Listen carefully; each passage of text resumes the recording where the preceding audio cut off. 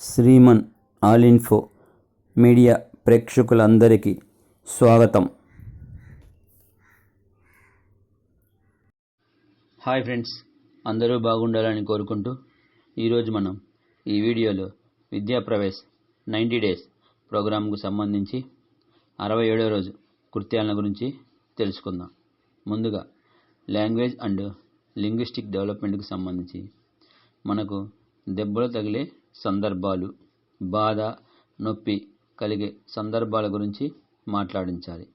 వారి అనుభవాలు చెప్పించాలి.